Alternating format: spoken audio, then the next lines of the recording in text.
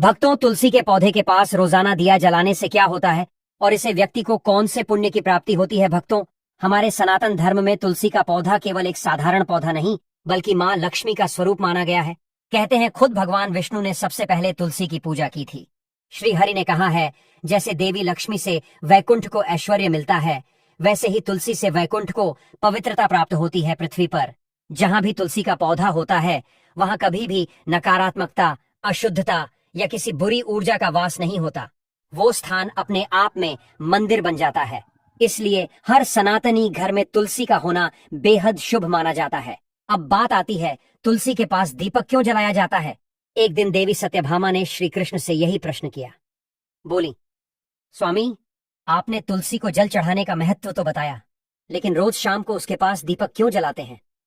इससे क्या फल मिलता है और दीपक जलाने की सही विधि क्या है? भगवान श्री कृष्ण मुस्कुराए और बोले, हे प्रिय, तुमने बहुत सुंदर और कल्याणकारी प्रश्न किया है। इसका उत्तर देने से पहले मैं तुम्हें एक पौराणिक कथा सुनाता हूँ।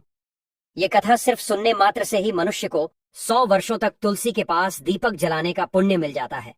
फिर प्रभु श्री कृष्ण ने एक दिव्य कथा सुनाई जिसमें उन्होंने बताया कि तुलसी के पास दीपक जलाना सिर्फ एक परंपरा नहीं बल्कि एक आध्यात्मिक क्रिया है।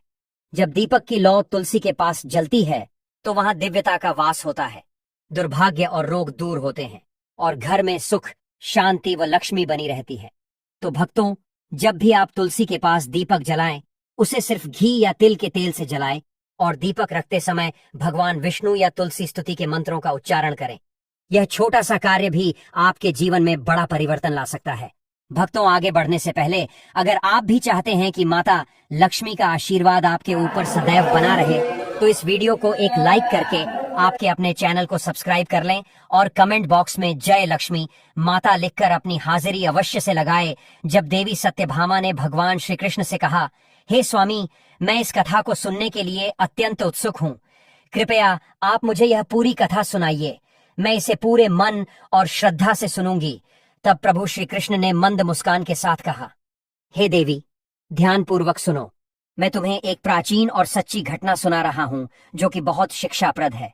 प्रभु कहने लगे, पूर्व काल की बात है। दक्षिण दिशा में एक विशाल और पवित्र नदी बहती है जिसका नाम था तुंगभद्रा। उसी नदी के किनारे एक अत्यंत सुंदर नगर बसा हुआ था, हरिहरपुर। उस नगर में एक विद्वान और धर्मनिष्ठ ब्राह्मण रहते थे जिनका नाम था हरि दीक्षित। वे बहुत ही सत्पुरुष थे, शास्त्रों के झाता, वेदों के मार्ग पर चलने वाले, अपने कर्तव्यों के प्रति समर्पित और निर्मल हृदय के स्वामी थे। परंतु दुर्भाग्यवश उनकी पत्नी का स्वभाव उनके विपरीत था। लोग उसे चारा कहकर पुकारते थे और उसका आचरण भी उसी नाम के अनुरूप था। वह स्त्री न केवल अपने पति का अनादर करती थी बल्कि उसे नीचा दिखाने में भी कोई कसर नहीं छोड़ती थी। बात बात पर उसे भला बुरा कहती, उसे अपशब्द कहती, कभी उसके लिए भोजन नहीं बनाती थी। पति के साथ न कभी प्रेम से बोली, न कभी उनके साथ सहवास किया। जब पति के मित्र या परिवार वाले घर आते तो वह उन्हें भी तिरस्कार से भगा देती थी। उसका मन अपने पति में नहीं बल्कि पराये पुरुषों में रमता था। वह सज संवर कर घर से निकलती, गांव में इधर उधर घूमती जैसे किसी पराये पुरुष की राह देख रही हो। वन में जाकर किसी पेड़ के नीचे खड़ी हो जाती और वहां आने जाने वाले सुंदर पुरुषों को रिझाने की कोशिश करती। वह अक्सर किसी दुष्ट व्यक्ति के संग भोग विलास में लिप्त हो जाया करती थी। उसे अपने पति से कभी स्नेह नहीं रहा। एक दिन हरि दीक्षित ने बड़े ही शांत स्वर में परंतु अत्यंत दुखी मन से अपनी पत्नी से कहा, हे भद्रे, तुम्हारा यह व्यवहार उचित नहीं है। तुम जो कुछ कर रही हो वो पाप है और पाप का फल कभी शुभ नहीं होता। अभी भी समय है, तुम अपने मार्ग को सुधार लो। तुम्हारा ये आचरण न केवल तुम्हारे लिए बल्कि मेरे लिए भी बहुत दुखदायी बन गया है। लेकिन उस स्त्री का हृदय इतना कठोर हो चुका था कि उसने पति की पीड़ा को समझने की बजाय और भी कठोर उत्तर दिया। वह हंसते हुए बोली, न जाने किस पाप का फल है जो मेरा विवाह तुम जैसे दरिद्र, अपयशस्वी और निर्बल पुरुष से हुआ है। शायद मैंने पिछले जन्म में बहुत बड़ा पाप किया था, तभी आज मुझे तुम्हारे साथ इस जीवन को बिताना पड़ रहा है। भक्तों, सोचिए जरा, जब एक धर्मनिष्ठ ब्राह्मण अपनी पत्नी से केवल एक सामान्य व्यवहार की अपेक्षा करता है और उसे केवल तिरस्कार और पीड़ा मिलती है तो उस स्थिति में वो क्या अनुभव करता होगा। परंतु भगवान श्री कृष्ण की इस कथा में आगे कुछ ऐसा होता है जो हमारे जीवन को समझने और संवारने की दृष्टि देता है। इसी कारण से मुझे ऐसा गरीब पति मिला है। तू मेरी कोई भी इच्छा को पूर्ण नहीं कर सकता। मुझे विवशता के कारण तेरी इस झोपड़ी में रहना पड़ता है, भिक्षा में लाया हुआ भोजन खाना पड़ता है, और अधिक मैं इस कष्ट को सहन नहीं करने वाली। किसी दिन मैं तुझे छोड़कर अवश्य चली जाऊंगी। तेरे साथ रहूंगी तो इस जन्म में भी मेरे द्वारा पाप ही होंगे, इसलिए अब मैं किसी अन्य धनवान पुरुष से विवाह करूंगी। हरि दीक्षित ने अपनी पत्नी से कहा, हे प्रिय, तुम इस प्रकार के अपशब्द ना कहो। इस प्रकार से अपने पति को त्यागने का विचार मन से छोड़ दो। जो स्त्री अपने पति को त्याग कर पराए पुरुष के पास जाती है, उसका अहित ही होता है, उसे नरक में जाना पड़ता है। उस दुराचारी पत्नी ने कहा, नरक में तुम्हें जाना पड़ेगा क्योंकि तुम कोई काम धंधा तो करते नहीं, भीख मांग कर खाते हो और मुझे भी झूठ खिलाते हो। पत्नी को दुखी और असंतुष्ट रखने वाला पति भी नरक में ही जाता है, और तुम्हारा घर कोई नरक की सजा से कम नहीं है। तुम्हारे साथ इस घर में रहने से अच्छा है मैं नरक में जाकर रहूं। इस प्रकार उस हरि दीक्षित की पत्नी ने अनेक प्रकार के कटु वचनों से अपने पति का अनादर किया और उसे अपमानित किया। श्री कृष्ण कहते हैं, हे देवी, जो स्त्री अपने पति का अनादर करती है, जो अपने पति का अपमान करती है, उसके घर में दुर्भाग्य ही आता है। पति को छोड़कर पराये पुरुष के पास जाने वाली स्त्री को नरक में दंड अवश्य ही भोगना पड़ता है। अब आगे सुनो, उस दुराचार स्त्री के साथ क्या होता है। एक दिन वह दुराचार स्त्री वन में जाकर एक वृक्ष के नीचे खड़ी हो गई। उसका चित्त काम से भरा हुआ था। वह किसी सुंदर कामी पुरुष की राह देख रही थी, किंतु बहुत समय बीतने के बाद भी उस स्थान पर कोई पुरुष नहीं आया। इसीलिए वह अत्यंत दुखी हो गई और प्रियतम की खोज में इधर उधर देखने लगी। उस दिन उसका सारा परिश्रम व्यर्थ हो गया। वह वहां खड़ी होकर वह नाना प्रकार की बातें कहकर विलाप करने लगी। हाय हाय, आज तो इस मार्ग से कोई भी सुंदर पुरुष नहीं आया। अब मैं कैसे अपनी काम शांति करूं? आज की रात कैसे बीतेगी? कौन मेरे सुंदर शरीर का उपभोग करेगा? मेरी जवानी और सुंदरता तो अकारण ही नष्ट हो रही है। कोई भी सुंदर शरीर को पाने की कामना नहीं करता। अब मैं कहाँ जाऊं? कौन मुझे अपनाए? कौन मेरे साथ भोग विलास करेगा? मेरा पति तो मूर्ख है, किंतु अब ऐसा लगता है कि संसार ही मूर्ख पुरुषों से भरा पड़ा है। कोई भी इतनी सुंदर स्त्री को पाने की कामना नहीं कर रहा है। मैं तो इतनी सुंदर हूं कि देवता भी मुझे पाने की इच्छा करेंगे, लेकिन यह संसार तो पापी और तुच्छ पुरुषों से भरा पड़ा है, जो मुझ अप्सरा जैसी सुंदर स्त्री को दुर्लक्ष्य कर रहा है। हे भगवान, कोई सुंदर, बलवान और पराक्रमी नर हो तो उसे मेरे पास भेजिए। चाहे वह मेरा भक्षण भी कर लेगा तो भी मैं प्रसन्नता से उसका आलिंगन कर लूंगी। भगवान श्री कृष्ण कहते हैं, हे देवी, इस प्रकार से वह स्त्री जोर जोर से विलाप करने लगी। उसी जंगल में एक भयानक बाघ निवास करता था। उस पापिनी स्त्री की आवाज सुनकर वह जाग गया और उछलकर उस स्त्री का भक्षण करने के लिए उसके पास आ गया। उस बाघ का नाम था ध्वंस। ध्वंस का रूप अत्यंत भयानक था। उसका शरीर काले और नारंगी धारियों से युक्त था, जो जंगल की छाया में घुल मिल जाता था। उसकी आंखें अंगारे की तरह लाल थीं, जो अंधेरे में भी चमकती थीं। उसके जबड़े से लंबे तीक्ष्ण दांत बाहर निकले हुए थे, जो किसी भी जीव को चीरने के लिए पर्याप्त थे। उसकी गहरी गर्जना पूरे वन में गूंजती थी, जिससे आसपास के जीव कांप उठते थे। ध्वंस की लंबी मजबूत पूंछ उसकी ताकत का प्रतीक थी। वह अपनी मांसल बलिष्ठ टांगों से जंगल में तेजी से दौड़ सकता था। ध्वंस का पूरा शरीर शक्तिशाली मांसपेशियों से भरा हुआ था, जिससे वह एक ही झपट्टा में अपने शिकार को धराशायी कर सकता था। उसकी नाक से बार बार गर्म सांसें निकलती, मानो वह हर पल अपने अगले शिकार की तलाश में हो। ध्वंस का एकमात्र लक्ष्य उन पापी और दुराचारी लोगों का भक्षण करना था, जिन्हें उसकी नियति ने उसे सौंपा था। उस भयंकर बाघ को अपने सामने खड़ा हुआ देखकर उस स्त्री के पसीने छूटने लगे। वह भय से थर थर कांपने लगी। वह स्त्री कुछ करती, इतने में ही उस बाघ ने अपने पंजे से उसे घायल कर दिया और वह स्त्री जमीन पर गिर पड़ी। जमीन पर गिरते ही वह स्त्री चिल्लाते हुए बोली, अरे बाघ, तू किस लिए यहाँ पर आया है? मुझे क्यों मार रहा है? मैं यहाँ पर अपने प्रियतम को खोज रही थी। तू मुझे छोड़ दे। मेरा भक्षण करके तुझे क्या मिलेगा? उस स्त्री की यह बात सुनकर वह भयानक बाघ क्षण भर के लिए रुक गया और हंसते हुए बोला, हे दुष्टा, आज विधाता ने तुझे मेरा ग्रास नियुक्त किया है। तुझ जैसी पापिनी स्त्रियों का भक्षण करना ही मेरा काम है, तभी मुझे इस शरीर से मुक्ति मिलेगी। वह स्त्री कहने लगी, हे बाघ, तुम कौन हो? मुझे सच सच बताओ, तुम्हें किस कारण से बाघ होना पड़ा और तुम मुझ जैसी स्त्रियों का भक्षण क्यों करते हो? पहले मुझे सारी बात बताओ और फिर मेरा भक्षण करो। फिर ध्वंस नाम का वह बाघ कहने लगा, हे पापिनी, मैं तुम्हें मेरे पूर्व जन्म का वृतांत सुनाता हूं कि किस कारण से मुझे बाघ होना पड़ा। पूर्व काल में दक्षिण देश अमलापाहा नाम की एक पवित्र नदी बहती थी। उसी नदी के तट पर मुनिपर्णा नाम की एक नगरी बसी हुई थी। यह नगरी अपने सुंदर मंदिरों, शांत वातावरण और धार्मिक अनुष्ठानों के लिए प्रसिद्ध थी। वहां एक ब्राह्मण का परिवार निवास करता था। मैं उस परिवार में जन्मा था।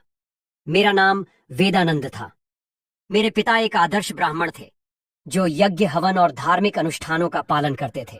उस बाघ ने आगे कहा, हे स्त्री, मैंने अपनी किशोरावस्था में वेदों का अध्ययन किया और यज्ञ आदि धार्मिक कार्यों में पारंगत हो गया। लेकिन जैसे जैसे मैं बड़ा हुआ, मेरे मन में धन का लोभ बढ़ता गया। अनेक यज्ञों का आयोजन किया, लेकिन वे यज्ञ धार्मिक उद्देश्य से नहीं, बल्कि धन संग्रह के लिए थे। मैं उन पापियों के लिए भी यज्ञ करता था जो धर्म से दूर थे और उनके घर का भोजन करता था। मैंने धन के लोभ में उनके अनैतिक कार्यों का समर्थन भी किया। धर्म के मार्ग से भटकते हुए मैंने उन वस्तुओं का दान भी स्वीकार किया जिन्हें ब्राह्मण को नहीं लेना चाहिए। मेरा मन इतना लोभी हो गया था कि मैं रण के बहाने दूसरों से धन लेता और फिर उसे कभी वापस नहीं करता। मैंने अनेक प्रकार के छलकपट किए और इस प्रकार पाप करते हुए कई वर्ष बीत गए। समय के साथ मेरा शरीर कमजोर हो गया, बाल सफेद हो गए, आंखें धुंधली हो गईं और मुंह के दांत गिर गए।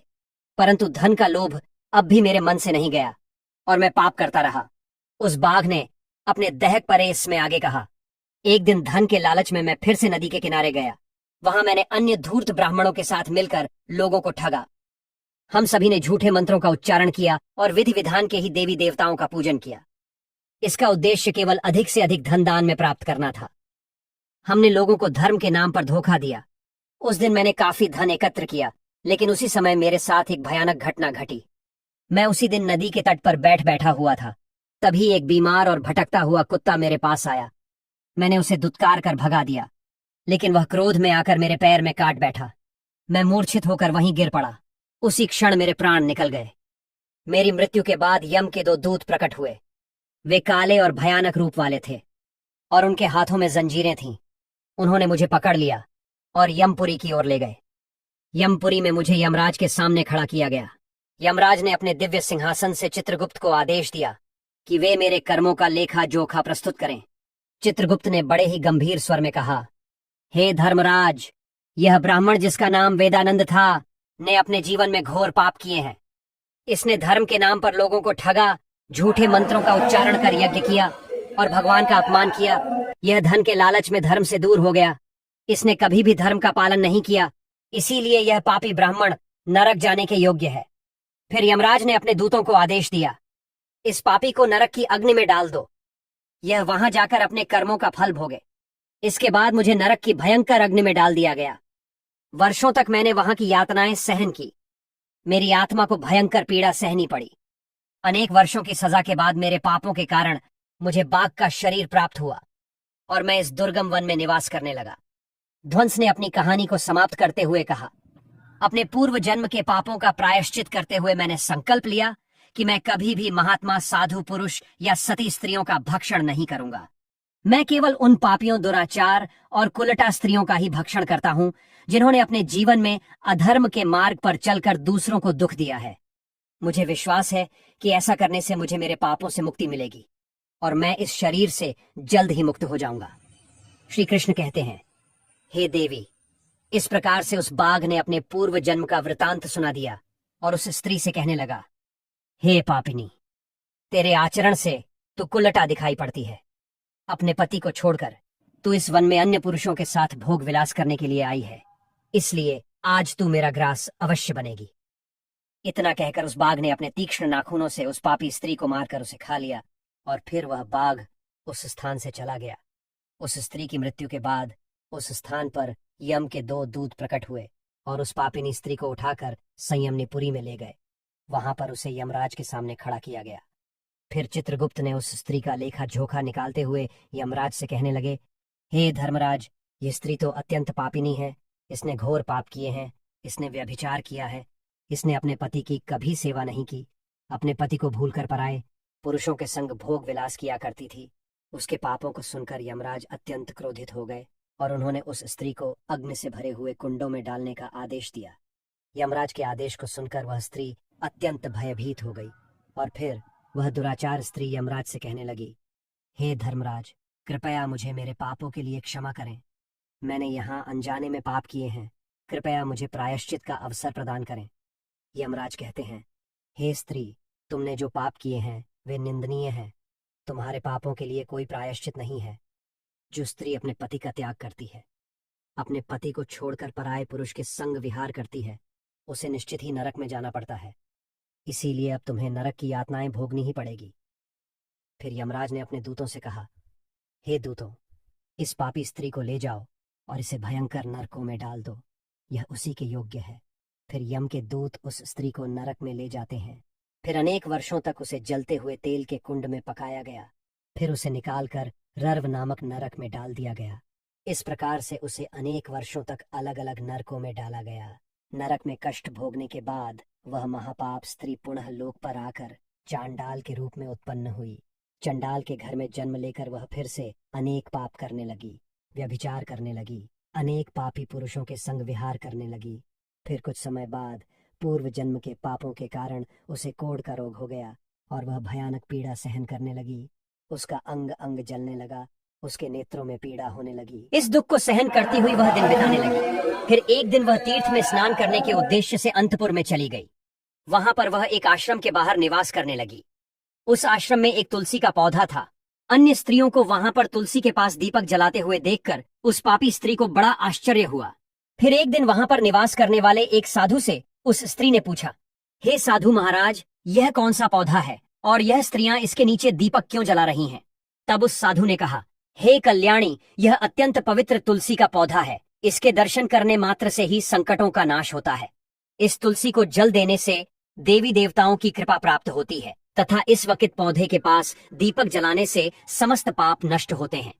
उस साधु की बात सुनकर उस स्त्री को बड़ी प्रसन्नता हुई और उसने साधु से कहा, हे साधु महाराज, यदि कोई अत्यंत पापिनी स्त्री भी इसके पास दीपक जलाएगी तो उसके पाप नष्ट होंगे।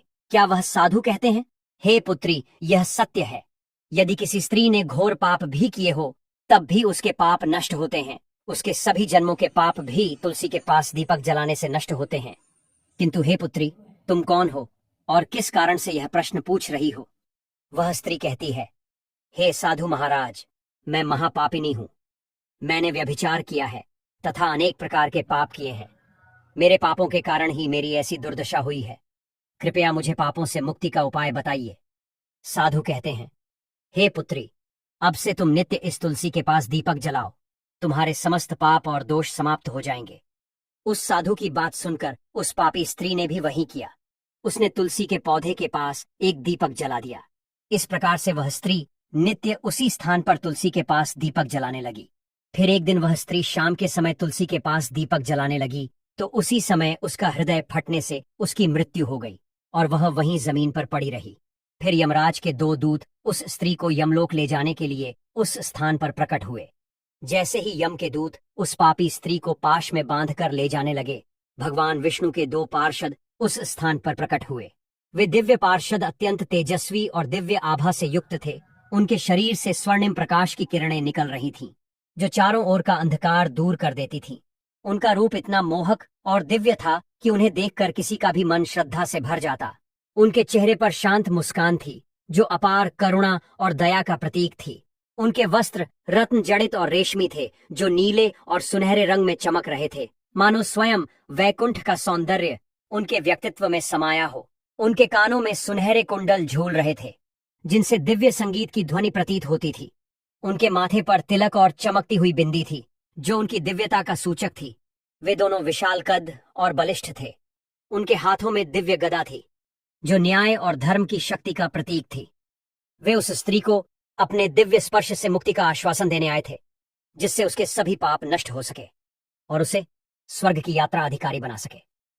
उन पार्षदों ने यमराज के दूतों को रोक लिया और कहने लगे, हे यमदूतों, इस स्त्री को तुम छोड़ दो। यह स्त्री नरक जाने के योग्य नहीं है। तुम किसके आदेश से ऐसा अधर्म कर रहे हो? फिर यम के दूत कहने लगे, हे पार्षदों, हम यमराज के आदेश से इस पापी स्त्री को उठाकर ले जा रहे हैं, किंतु आप हमें किस कारण से रोक रहे हो? यह स्त्री अत्यंत पापी है, इसे नरक में ले जाने की आज्ञा मिली है। यह सुनकर भगवान विष्णु के पार्षद मुस्कुरा आए और बोले, हे यमदूतों, तुम सत्य बोलते हो, लेकिन इस स्त्री का एक ऐसा पुण्य भी है जो इसके समस्त पापों को मिटा चुका है। क्या तुमने देखा नहीं कि इसने अपने जीवन में संध्या के समय तुलसी के समीप दीपक जलाया है? यमदूतों ने चकित होकर पूछा, हे पार्षदों, क्या केवल तुलसी के समीप दीपक जलाने से इसके समस्त पाप नष्ट हो सकते हैं? भगवान विष्णु के पार्षदों ने गहन दृष्टि से यमदूतों की ओर देखा और समझाया, तुम इस बात को नहीं समझते। यमदूतों, तुलसी भगवान विष्णु की परम प्रिय है, और जो भक्त श्रद्धा और भक्ति से तुलसी के समीप दीपक जलाता है वह विष्णु की कृपा का पात्र बन जाता है। संध्या के समय दीपक जलाने का पुण्य अनंत गुणा बढ़ जाता है, और यह न केवल उसके पापों को नष्ट करता है बल्कि उसे स्वर्ग का अधिकारी भी बनाता है। इस स्त्री ने सच्चे मन से तुलसी का पूजन किया और दीपक प्रज्वलित किया है। इसी कारण इसके सारे पाप जलकर राख हो चुके हैं। अब यह नरक जाने के योग्य नहीं है। यमदूतों ने अपने हाथ जोड़कर कहा, हे पार्षदों, आप सत्य कह रहे हैं। हमें इसकी भक्ति के बारे में जानकारी नहीं थी। यदि यह भगवान विष्णु की प्रिय भक्त है तो इसे हम कैसे नरक ले जा सकते हैं? भगवान विष्णु के पार्षदों ने मधुर स्वर में कहा, इसीलिए हे यमदू, तो अब तुम लौट जाओ। इस स्त्री ने तुलसी की सेवा की है, वह उस दीपक की रोशनी में अपने सारे पापों को भस्म कर चुकी है। अब इसे विष्णु लोक में ले जाया जाएगा, जहां इसका स्वागत होगा। भक्तों, जब यमदूत उस पापिनी स्त्री को ले जा रहे थे, तभी आकाश से भगवान विष्णु के पार्षद प्रकट हुए और उन्होंने यमदूतों से कहा, यह स्त्री अब स्वर्ग की अधिकारी बन चुकी है।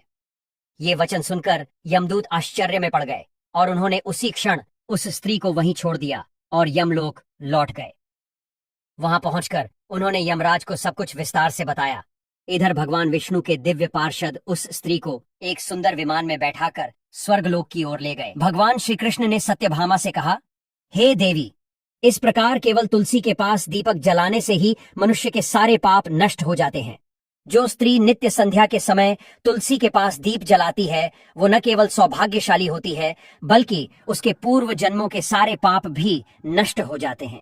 उसका जीवन सुख समृद्धि से भर जाता है। फिर प्रभु श्री कृष्ण बोले, जब भी कोई भक्त तुलसी के पास दीपक जलाए उसे यह मंत्र अवश्य बोलना चाहिए, ओम तुलसी देवाय विद्महे विष्णु प्रियाय धीमहि तन्नो वृंदा प्रचोदयात। भक्तों, प्रभु श्रीहरि स्वयं कहते हैं कि यदि उन्हें हजारों अमृत के कलशों से स्नान कराया जाए तब भी उतनी तृप्ति नहीं होती जितनी केवल एक तुलसी पत्र अर्पित करने से होती है। तुलसी का एक पत्ता चढ़ाने से वही पुण्य प्राप्त होता है जो 10,000 गौदान करने से मिलता है।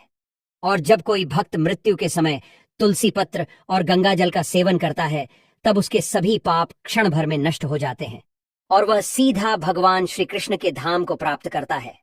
जब भक्त श्रद्धा से तुलसी के पास दीपक जलाता है तो उस दीपक की ज्योति घर की सारी नकारात्मक ऊर्जा को भस्म कर देती है। वहां सिर्फ सकारात्मकता, शांति और पवित्रता का वास हो जाता है।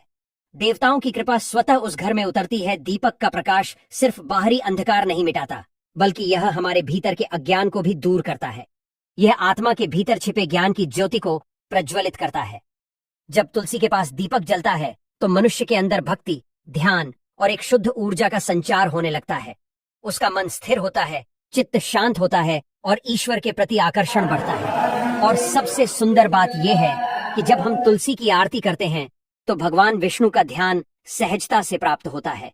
जैसे माँ के प्रेम में बच्चे का कोई प्रयास कभी व्यर्थ नहीं जाता, वैसे ही तुलसी के प्रेम में किया गया छोटा सा भी प्रयास प्रभु को अत्यंत प्रिय होता है। भक्तों, तुलसी के पास दीपक जलाना सिर्फ एक धार्मिक परंपरा नहीं बल्कि ये आत्मा को शुद्ध करने और जीवन को संवारने वाला एक दिव्य अनुष्ठान है। खासकर जब इसे सूर्यास्त के समय किया जाए तो इसका फल और भी अधिक शुभ और प्रभावशाली होता है। संध्या के समय जब आकाश में सूरज ढल रहा होता है तब तुलसी माता के पास दीपक जलाकर उनकी आरती की जाती है और साथ ही भगवान विष्णु का मन में स्मरण किया जाता है। इस सरल सी लगने वाली क्रिया से भक्त को विशेष पुण्य की प्राप्ति होती है। श्री कृष्ण कहते हैं कि जब भक्त संध्या के समय तुलसी के पास दीपक जलाकर ओम नमो भगवते वासुदेवाय मंत्र का जाप करता है तो यह मंत्र घर की सारी नकारात्मक ऊर्जा को दूर कर देता है और भगवान विष्णु की कृपा उस घर पर बरसने लगती है। तुलसी के पास जलाया गया दीपक यदि शुद्ध देशी घी से हो तो वह सबसे पवित्र माना जाता है, लेकिन यदि घी उपलब्ध न हो तो तिल का तेल भी अत्यंत शुभ और प्रभावी होता है। खासकर तिल के तेल का दीपक नकारात्मक शक्तियों को दूर करने में बहुत उपयोगी होता है। ऐसा कहा गया है कि जो भी भक्त प्रतिदिन श्रद्धा से तुलसी के पास दीपक जलाता है उसे 7 जन्मों तक पुण्य प्राप्त होता है। उसके जीवन में कभी दरिद्रता नहीं आती और उसका घर सदा सुख शांति व समृद्धि से भरा रहता है। धार्मिक ग्रंथों में ये भी बताया गया है कि तुलसी के पास दीपक जलाने से पितृदोष, गृह दोष और यहाँ तक कि काल सर्प दोष जैसी गंभीर बाधाएं भी दूर हो जाती हैं। इस साधना से घर में फैली हुई हर प्रकार की नकारात्मक ऊर्जा का अंत होता है और सकारात्मकता का संचार होता है। जब दीपक की लौ तुलसी के पास जलती है तो उसका उजाला केवल बाहर ही नहीं, भीतर भी एक प्रकाश जगाता है। यह आत्मा की शुद्धि करता है, जन्म जन्म के पापों को मिटाता है और आत्मा को शांति प्रदान करता है।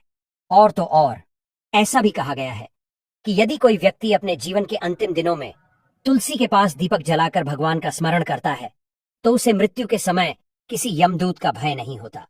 उसकी आत्मा सीधे भगवान के धाम को प्राप्त करती है, जहां केवल शांति और आनंद होता है। भगवती लक्ष्मी की कृपा भी उस घर पर बनी रहती है जहां तुलसी के पास दीपक जलाया जाता है।